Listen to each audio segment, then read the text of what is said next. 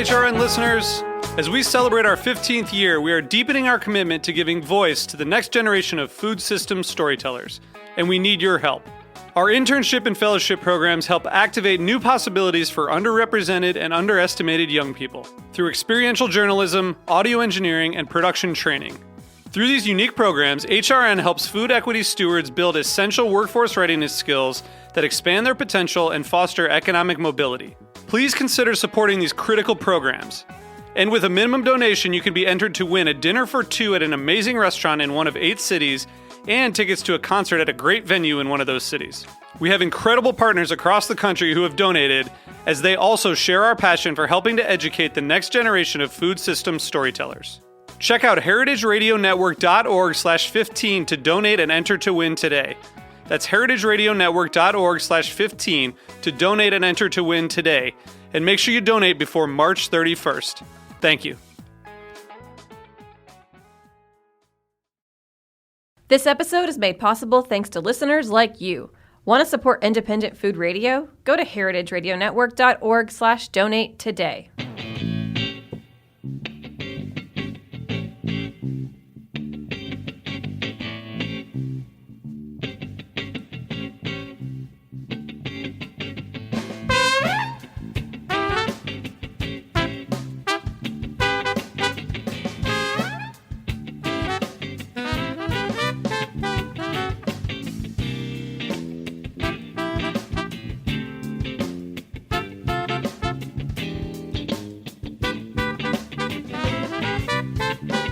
Welcome to the Grape Nation, your weekly wine journey. Our guest is Coralie Delecheneau. We'll talk to Coralie about women in wine, the Loire, and Grange Tiphane. I'm your host, Sam Benrubi. Stay with us for the Grape Nation on the Heritage Radio Network. We bring wine to the people. Coralie and her fourth-generation winemaking husband, Damien Delecheneau, are the proprietors of Grange Tiphane winery in Amboise. Coralie joined the winery in 2008. Grange Tiphane makes precise, beautifully balanced, terroir-driven wines in the Loire Valley of France. Welcome to the show, Coralie. Hi, welcome. Did I get all that right? Yeah, it's all right. My French is terrible, so you'll Don't just worry. correct me and everything. All right, Coralie, I want our listeners to get an idea of who you are and what you're doing. So give us a little background on your journey in life and wine that got you to the winery. Yeah. You know, obviously you met up with Damien and you started almost a dozen years ago. So take me on that trip to current. All right. So I'm coming from east of France, from Alsace, and I was studying at the university biology and microbiology, and I was really interested in brewery, in beers. Beer. So I wanted to be a brewer Okay. first. And I couldn't join any school to make beer, so I joined the university in Reims, in Champagne, to start with wine. And I really liked it. And I carried on working and decided I was not good enough. I didn't have any enough knowledge to carry on with that. So I decided to go back to the university. And after being working in Maine, in the US, in Maine, and in Beaujolais, I end up in Bordeaux, where I studied again at school, and I met my husband, Damien. At school? Yeah, so not at school, at the university, studying enology, studying winemaking. And we decided after being graduate to travel, because he knew that he was... But somewhere there you fell coming in love. back, yeah. We left that part out, but yes, right? Yeah. Okay, go ahead. So we traveled for 1 year in California and South Africa, and after that we came back to Amboise, where Damien took over from his father in 2002. And when I ended up in Amboise, I didn't know anything about wine in the Loire Valley. So I needed to make my own experience before doing anything. So I did work in other places, and then in 2008, I decided it was a good time to join Damien, and he was okay for him to welcome me at the estate, and we started to work together. And that you said was 2008? 2008. Okay. Yeah. And when you got there, what did you start doing right away? There is so many things to do in an estate that you start with maybe the harvest and the winemaking, which I was able to make because it was my studies.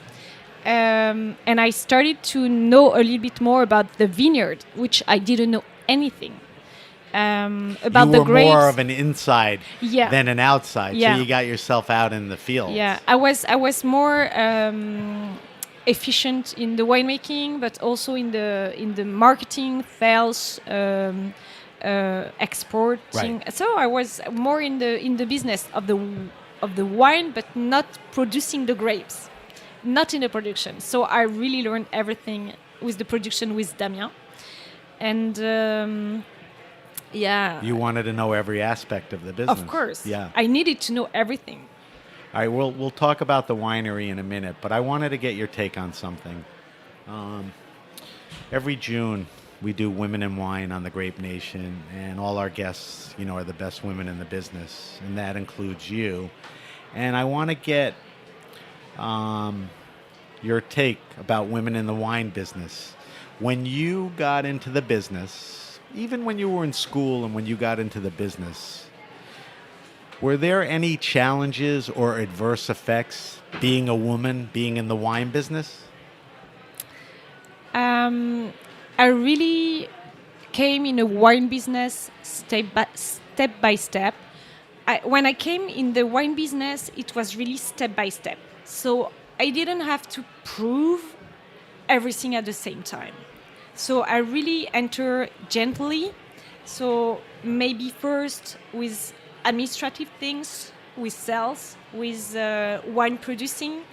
And Damien was really full time in the estate, and he just let me enter, let me work with him, let me learn with him, and it was a very nice, gentle transition for me. And I didn't have a hard time to be a woman in this business. It didn't matter that you were a woman. That's what I feel. But you were also, it was somewhat insular because you were spending most of your time at the winery, right?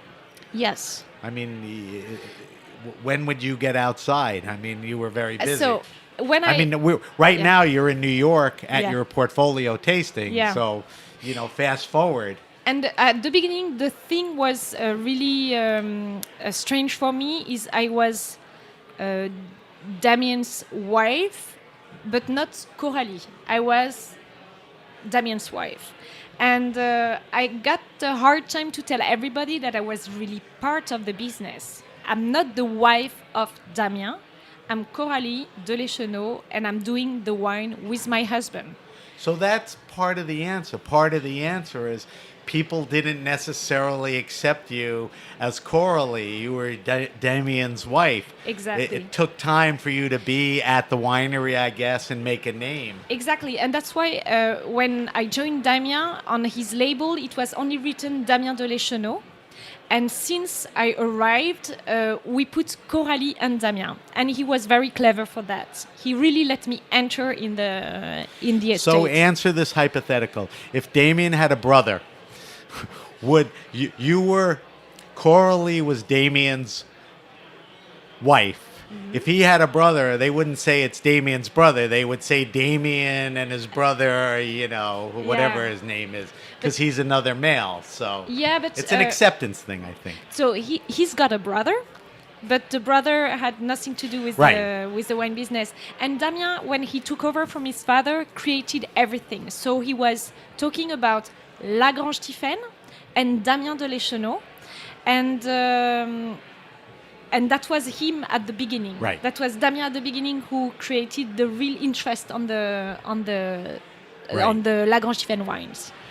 Have you seen, since you joined the winery, God, it's almost a dozen years, have you seen more women come on the wine scene?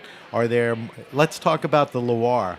I mean, do you see women in your role? Do you see more women doing everything? Or is it a little more of the same? I'm not coming originally from Loire, so But it's been you're- only you're- 15 years that But I'm your time seeing- there, yeah, have you yeah. seen any? I see more and more women my age, a little bit older, a little bit younger, being part of the business with another man. And I also see a lot of women doing everything by themselves. And I'm proud, I'm surprised, I feel they are very strong. And because for a woman running an estate just by herself is such a strong word. Such a strong so word. there's more of that going on today than when you got there 12 years ago? I think so. Or we I are. think so too. There is a focus on that, and so we can see more women because they are more visible. So you can see them, you Right. can hear from them. Right. Yeah. Well, I think they're more visible because there's more of Yeah. them. and there is which is- more communication for her. So if a young woman came up to you, you know, in a restaurant in France or, you know, in a tasting room or something and said, I love wine, I love the business, I would love to go into it, would you encourage her? Of course, why not? Why not? If you look at Pascaline, she's just the best example for that. And We're talking about Pascaline All right. Lepeltier, Okay. who's a master sommelier, and I can't even list the other awards. But her passion and, you know, as an educator. But if a girl is really has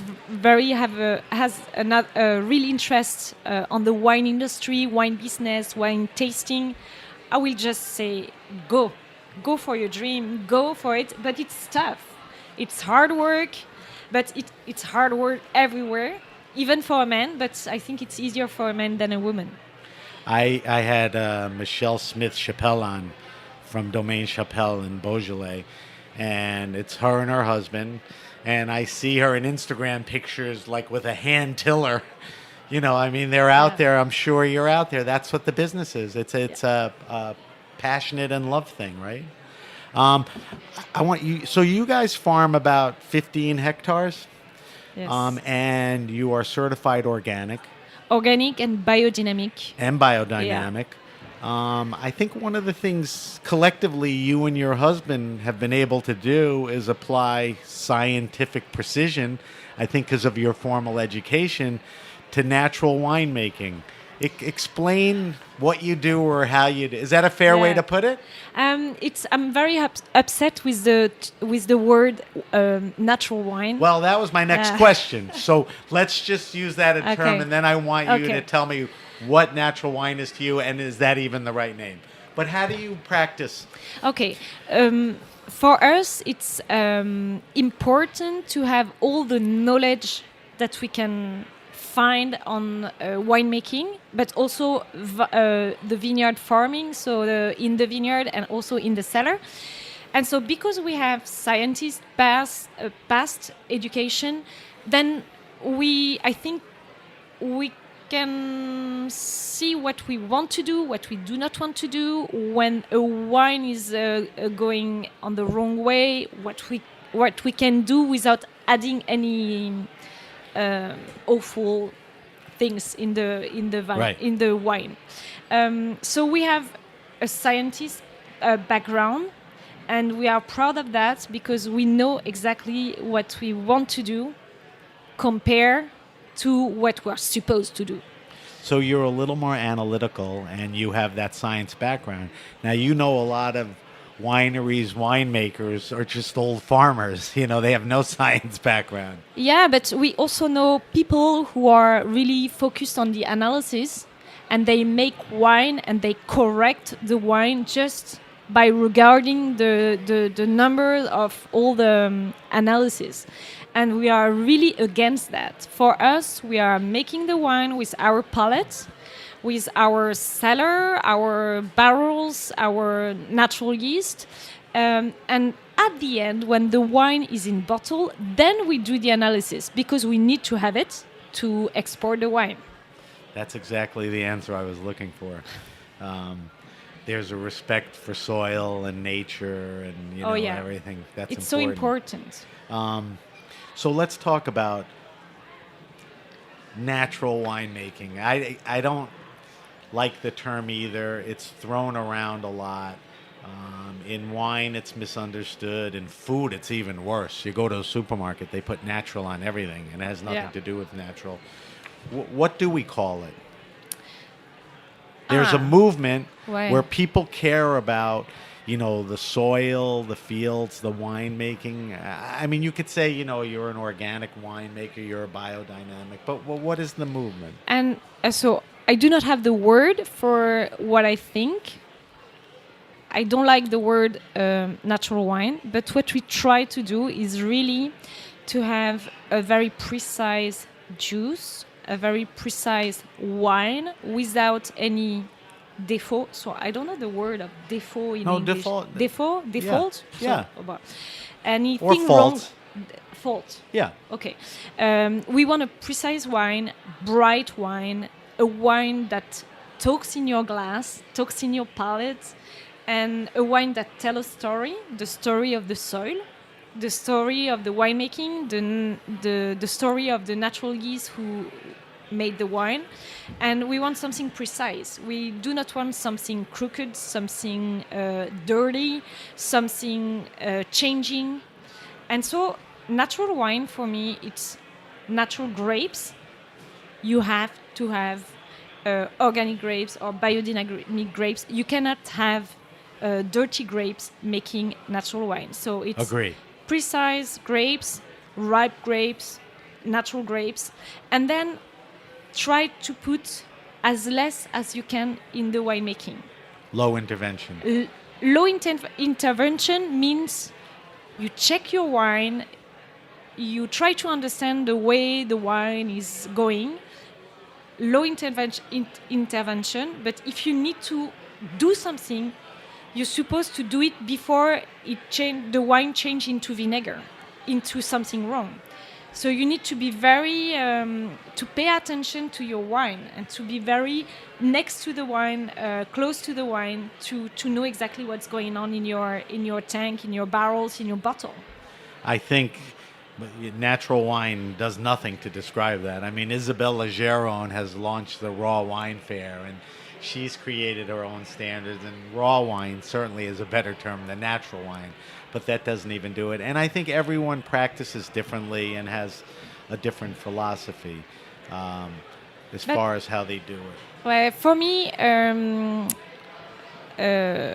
wine with default, with faults, are very trendy in certain circles, for certain person, but more and more people are coming back from this dirtiness in the wine, and people who love wine, they love precise wine. Right, I agree with that.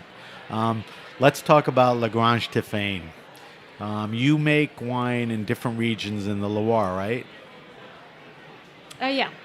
Tell me the regions. Okay. Is it 3 different regions? No, in fact, so we have 15 hectares at Grange Tiphane, Domaine Grange Tiphane, and the 15 hectares are split half in Amboise, where we are located, and half in Montlouis. Right. And Montlouis-sur-Loire is 100% Chenin Blanc, so only a white wine appellation. And in Amboise, it's Chenin, Gamay, Malbec, which is Côte, Cap Franc, and we have just a little bit of Sauvignon. So we have those 2 appellations. On one side, Chenin Blanc with Montlouis-sur-Loire, and on the other side, red, a little bit of white, and a little bit of rosé on Touraine and Touraine-Amboise appellation. And the winery is in? The winery is located in Amboise. Amboise, right. Yeah. Okay. So when you talk about somebody like Pascaline and her friend Alice, they're so obsessed, with soil and rock and all of that. Let's talk a little about the Loire and, your wineries. Let's talk about climate, soil terroir, and grape and varietals. You just mentioned all the grapes that you vinify and all that, but what type, is there a diversity of soils in those 2 areas? So what type you of should soils? you should imagine Loire as the longest, the biggest area in France where you can find vineyards and appellation. So it really starts from the middle of France, like in Massif Central, with the how do you say la source, the quail, so the beginning of the river, when it goes out. The mouth of the river? No, The la delta? source. No. No, that's the end. Delta end. is the end, but The the beginning. beginning when it goes out of the rock. And Well, that's we know it's the Okay. beginning of the river. Okay. That's fine. La source. Right. Sorry. So it really starts from There the is a beginning word of like the estuary or something. No, I- estuary is the Yeah. end. Daniel, what's the name of just the beginning of a river? When it goes out of the rock. The delta? No, that's the end, That's what I delta. said. The delta, the beginning of the river, la source. Is No, I don't know. it's the mouth. All right, move on. Okay, Go okay. ahead. So Yeah. Loire River is really large, very big as a wine region. So you have so many different appellations, so many different soil, and so far I really don't know everything. So I know that you have middle of France, Loire from the center of France, and then you arrived on Sancerre area, and then on Touraine area, and then on Anjou, Saumur area, and then on Muscadet area. So it's very, very large. So with totally different soil, mother rock, and so here in Amboise, it's clay with a lot of silex. So in Amboise, it's quite heavy soil that stick on your shoes, and you arrived after 1 meter or 5, 6, 7 meters on the limestone, the mother rock, the limestone. And in Montlouis, it's the same structure, so clay with silex and then limestone. But in the clay silex, you have a lot of sand because it's between two rivers, and so you have a lot of sand, so it's much more light as Right. a soil. Right. What about climate? Is the weather challenging? Is it consistent? I know each vintage varies.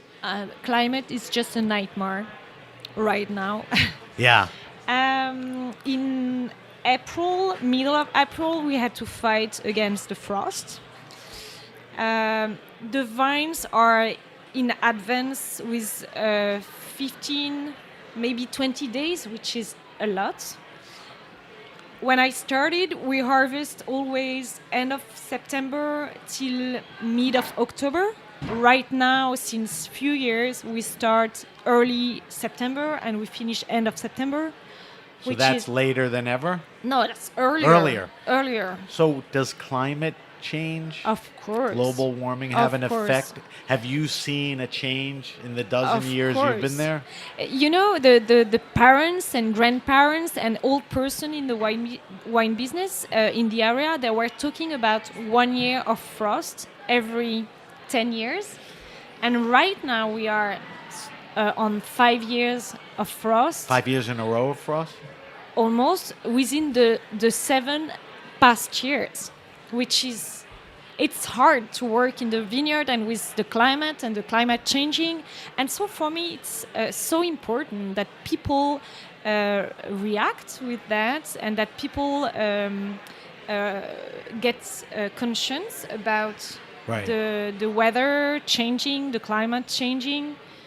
And it's difficult for us because we cannot change every year the style of culture, and 1 year producing maize, 1 year producing. So we have the vines, and we need to make grapes without those out of those vines. So we really need to fight to have a production. Is it with the conditions you just described to me? Is it even that much more difficult growing organically and biodynamically? There Not is net- no consequence. No In fact, consequence. it can be difficult to farm organically and with the biodynamic if you have a lot of rain, and that happens in 17. It was very rainy. The spring was very rainy, so it was tough, very hard to have a grape without any mildew. Right. Yeah. That's where I was going. But it really depends on the weather. Right. And we know how to fight the mildew, except that we use copper, du cuivre copper, and the copper is not good for the soil. But Right. the thing is, it's controversial.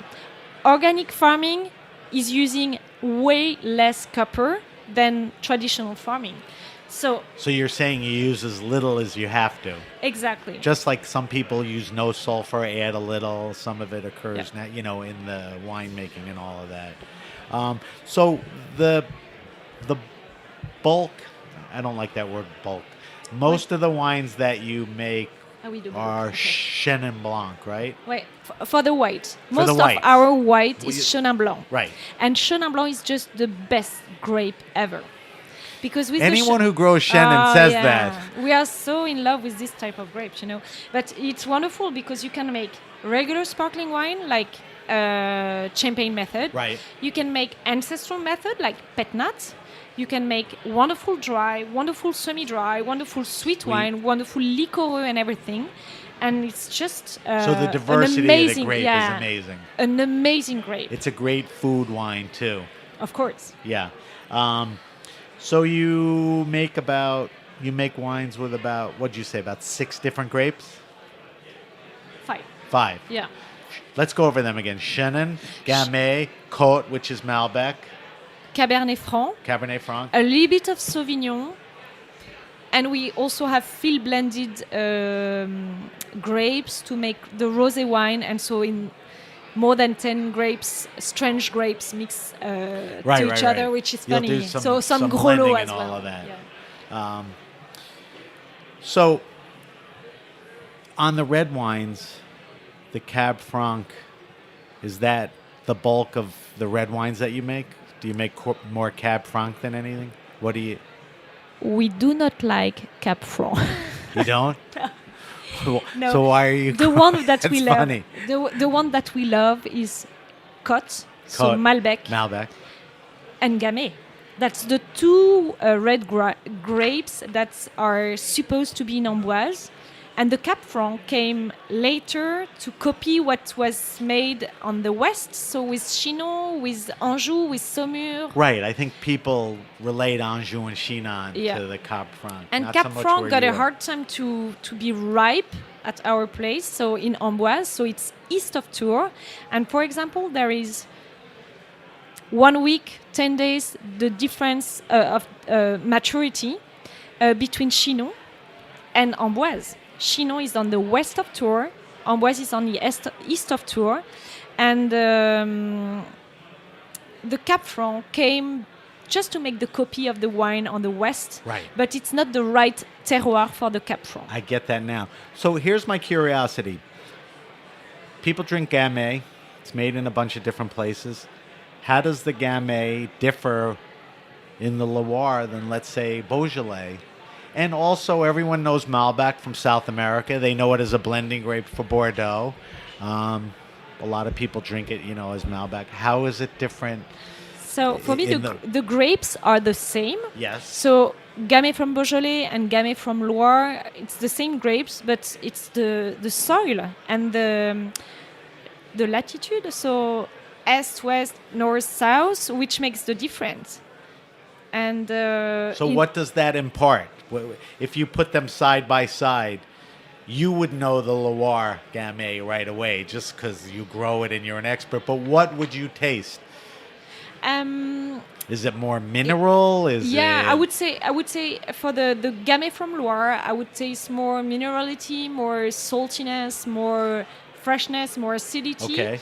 And in the Beaujolais, when it's a good Beaujolais wine, a good Beaujolais Gamay, I would say more fruity, more roundness, more Yes. maybe more able to age. Right. That's my idea of the Gamay. Those are good descriptions. Beaujolais versus Loire, and that's the same for the Malbec? Côte, the Malbec. But I will compare it more to the Malbec from south of France in Cahors, which can be more strong, more round, more with less acidity, with less violet flower touch, and in Loire Valley you have the saltiness, you have the acidity, you have the tannins, but much more delicate. And the Côte, the Malbec, has very good place it's really in the Touraine. It's really a good place to grow the cuts. That's interesting. People, of course, should try your wines to find out for themselves. Let's talk about where people can find your wines. Obviously, we're at Jenny and Francois' portfolio tasting, and they're your importer, and they do a great job getting it to the States. So the wine is available at restaurants. Yeah, restaurants, Better wine stores, and plenty of restaurants and wine stores here in the New York State, but also in Massachusetts, in New Jersey. Right. And I also the sell tri-state area in New England. And I also sell like all the East Coast and all the West Coast. Right. Yeah. You have a different distributor or importer on the West Coast? West Coast is another importer. Right. It's not Jenny. So, if people want more information on the wines, the best place is to go to the website, or where should they go? They should go to our website. There is a lot of information on the way we are working, our philosophy, and also the information on the wines. And Where do they go? They go to lagrangetiphaine.com. LAGRANGETIPHANE.com. .com. Yeah. Okay. True. Or you can go on. You can ask for information on info@jennyandfrancois.com. Right. Yeah. They have information too Yeah. if you're in the business. We'll remind people one more time.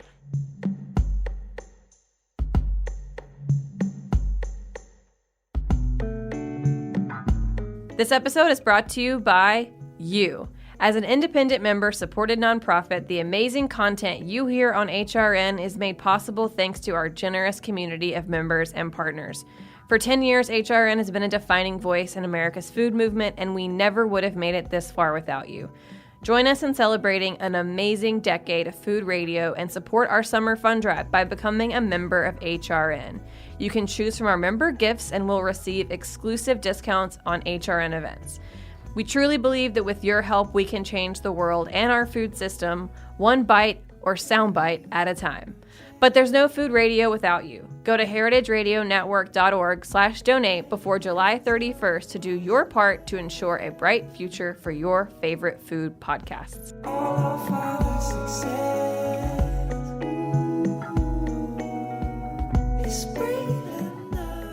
Coralie, we do a thing on the show called the Wine List. We ask all our guests the same 5 questions about their wine preferences. This is very easy. It's very interesting to see what people in the business are doing. I'm going to ask you 5 questions. Don't dwell on them. We post them on our social media, and all our guests have answered them, so we have a great database. Okay. So the first question is, what are you drinking now? What are you testing, trying? What's interesting you? You know, you're in New York. Are you tasting any? You know, what's today, now, this week, seasonally? So I'm in New York, so it will be more American wine. So Okay. I had two good wine yesterday. Go ahead, tell me what So they're... one is Bloomer Creek, a dry Riesling from Finger Lakes. Lakes, exactly. And the other one was 100% Syrah from Sebastopol, Napa Valley, California. And I can remember the winemaker. I'm going to email you, Yeah. and by the time the I show have- airs... You know what? I have the picture on Okay. my telephone. So But I we can have tell time you. for that. All right. So the answer is, when in the U.S., try U.S. wines, and those Of are a couple course. things. Oh, yeah. And when you go in a place, taste all the local food, all the local wine. That goes together. That pairs together. I agree with you. And while you were in town, you did a couple of wine dinners, right? Yeah. Okay. All right, next question. Does Coralie have a favorite wine and food pairing? Not something you eat every night, but, you know, what's just a great wine and food pairing that you've done more than a few times? What goes well together? Okay. One of my favorite wine is an Aligoté from Olivier and Alice Demore. Okay. And since 10 years, I'm a fan of this wine. And I follow them. and that's always a wine that makes me happy. But the question is wine and food And pairing. the pairing. I have it straight, but with cheese, local cheese, that Okay. goes just well together. Okay, so it's a good wine with cheese. Do you have a favorite wine restaurant and or bar? And I'm talking about a place that's comfortable to you, that has a great selection, good knowledge. It could be, in the Loire. What's a great wine bar or restaurant that you could think of? Last one I did was Racine in New York. Okay. I was very surprised. Okay. I loved all the wine that I tasted. You're not the first person Yeah. who said them. So in New But, York, Racine. yeah, so I was feeling very good at this place. Okay. But I have another one which I like. The other wine bar restaurant, it's more a restaurant, is That's fine. okay. Is Au Fil du Zinc à Chablis In Chablis? in Chablis area, and What's it's it? Au Fil du Zinc. Duzan. Ouais. Z-I-N-C? Z-I-N-C. Yeah. And that's a wonderful place. In Chablis, you have such a great wine list, which And is great important. food. And great food. And it's the chef is from Japan. And the second in the kitchen is also from Japan. So they create Interesting. wonderful things. That's a good one. And like I said, I post all your answers on social media All because right. people are very interested. If they're in Chablis, they'll Okay. remember that restaurant. You may have answered this in the other question, but the question is your favorite all-time wine. My favorite, what? Your favorite wine Ah, of all time. okay. Is there anything? It doesn't have to be the most expensive or No. the rarest vintage. It could be experiential. Okay, I'm a fan of my own wine, and the one I love for any occasion is Nouveau-Né de Pétnat, Chenin Pétnat, Montlouis. Nouveau-Né means new nose, but also newborn, like a baby.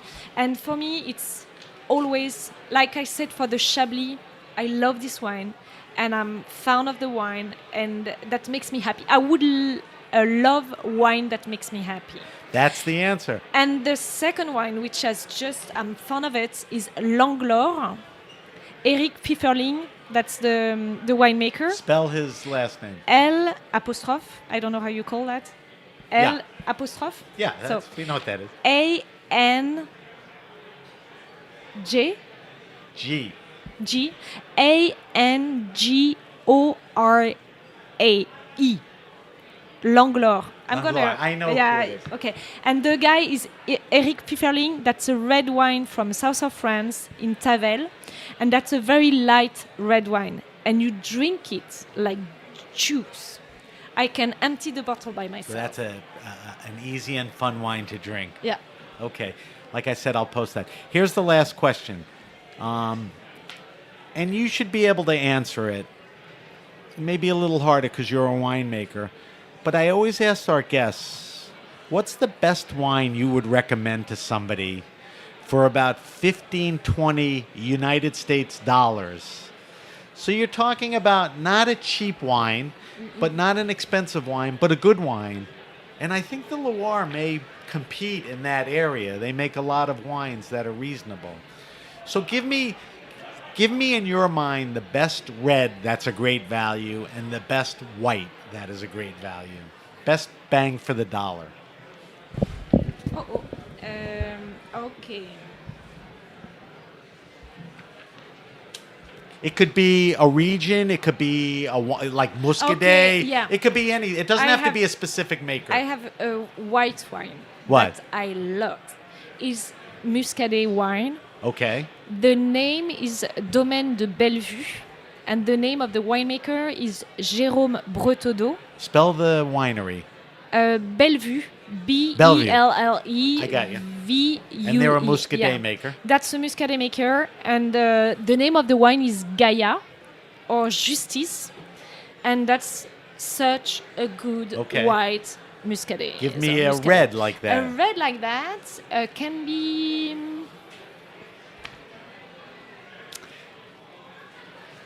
Okay. Chinon?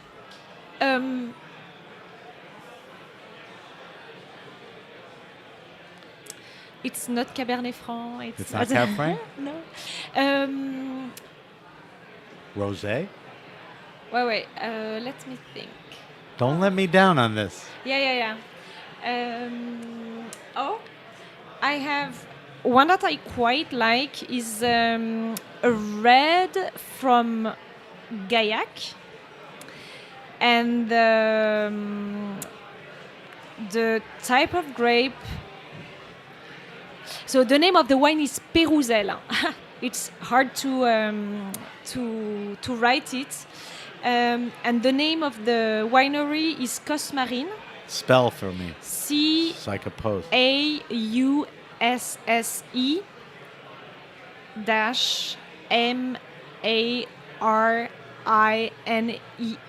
Got it. Cosmarine. And the name of the wine is Pérousel. Okay. It's a brilliant, easy to drink red wine. And not expensive. Not expensive. Okay. Yeah. All right, I will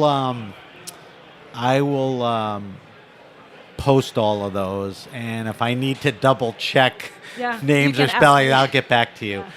Coralie, we have to wrap up the show. Let me just do the show ending, and you'll give us a little more information. If you have a question, suggestion, wine happening, or event, hit me up at samatthegrapenation.com. That's samatthegrapenation.com. Follow us on Facebook at The Grape Nation. Follow us on Instagram at SBenRuby and the Grape Nation hashtag. On Twitter at Ben Ruby and the Grape Nation hashtag. You can subscribe to the Grape Nation podcast on iTunes, Stitcher, and Spotify. Like I said during the show, we'll post Coralie's wine list and all her selections. I'll make sure I have everything spelled correctly and set up so that you can go out and try everything. Once again, Coralie, if we want to find more about Grange Tiphane on social media, are you on Instagram, Facebook, places? Where can we go? You can go on Instagram, #Grange Tiphane. Okay. And there is also Facebook, which is lagrangeTiphane.com. Now, on Instagram, do you post fairly regularly? Or? Yes, okay. I try to. So that would be a good place to know what's going on with you in right. the winery. Okay. All right. I want to thank our guest, Coralie Delecheneau. Got that right. Thanks to our engineers at Heritage Radio. And I'm Sam Ben Ruby, and you've been listening to The Grape Nation.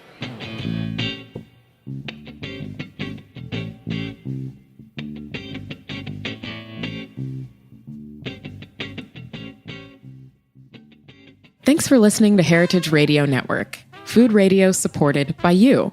For our freshest content and to hear about exclusive events, subscribe to our newsletter. Enter your email at the bottom of our website, heritageradionetwork.org.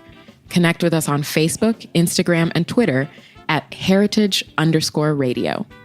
Heritage Radio Network is a nonprofit organization driving conversations to make the world a better, fairer, more delicious place. And we couldn't do it without support from listeners like you. Want to be a part of the food world's most innovative community? Rate the shows you like, tell your friends, and please join our community by becoming a member. Just click on the beating heart at the top right of our homepage. Thanks for listening.